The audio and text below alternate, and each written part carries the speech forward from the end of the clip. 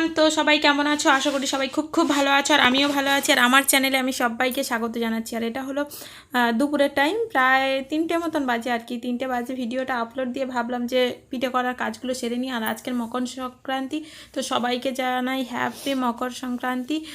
তার জন্য এই যে ডাল ভিজিয়ে দিয়েছি, ডাল এখানে পেস্ট বানাবো, বিউলির ডালের এখানে পেস্ট বানিয়ে এই যে এটা সরু চাকলি করব, আর এটা ঢাকা পিঠে করব। আমাদের এখানে এটা চিতই পিঠে বলে, কিন্তু আমাদের এখানে এটা ঢাকা পিঠে বলা হয়। আর ওই যে ডালটা বেটে রেখেছি ওটা দিয়ে কি করব, রসবড়া করব।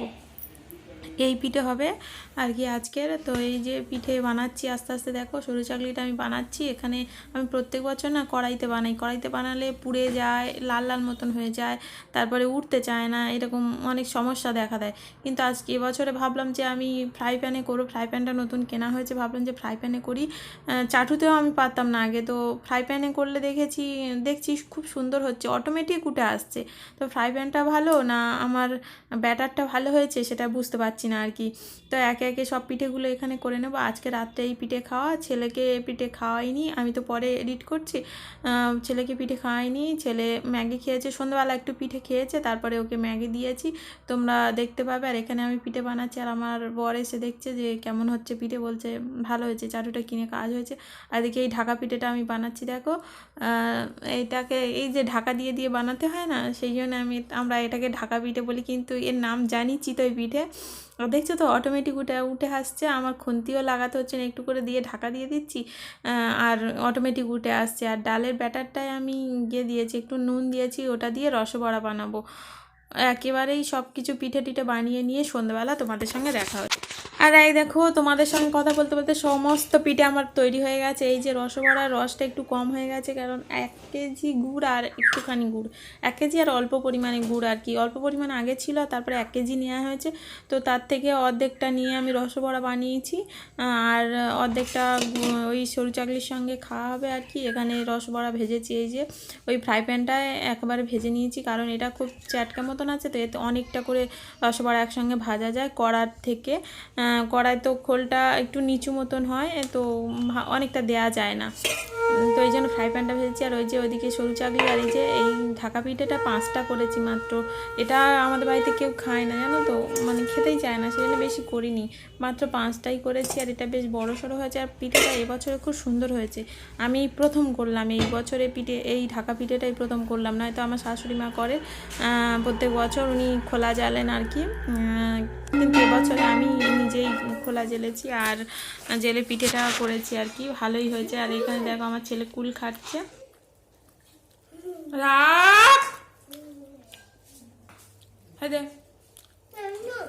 কাগজটা দিয়ে দে, ওটাও দিয়ে দে, ওটাও নিয়ে নেবো।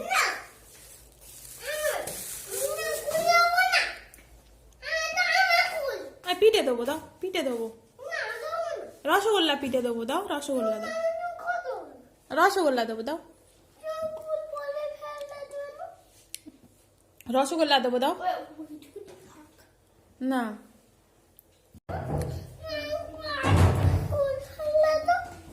কি হলো? আচ্ছা আর ফেলবো না, আচ্ছা আচ্ছা, রসগোল্লাটা খেয়ে নাও, এনো বস, এখানে বস। রসগোল্লা তুমি খেতে ভালোবাসো তো, এনো নাও।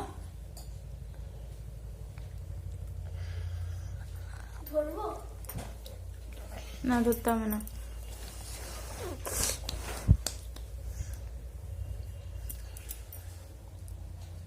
কেন ভালো ভালো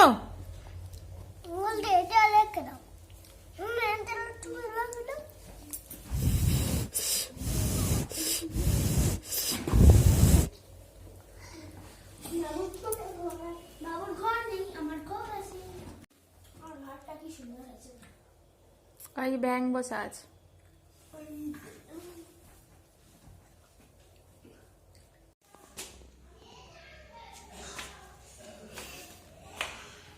তো এখন বাজে সন্ধ্যে 7টা বাজে, 10 মিনিট বাকি আছে। আমার পিঠে টিঠে সব কমপ্লিট হয়ে গেছে, পিঠে অনেকক্ষণ আগে কমপ্লিট হয়ে গেছে। ছেলেকে খাওয়ালাম, আমিও একটু খেয়েছি, সবাই মিলে একটু একটু করে খেয়েছি, আবার ফের রাতে খাওয়া হবে। তো তো আমি আশা করছি যে আমার এই পিঠে বানানো ভিডিওটা তোমাদের পছন্দ হয়েছে। যদি পছন্দ হয় লাইক করে দিও আর চ্যানেলটা সাবস্ক্রাইব করে দিও। ওকে, বাই।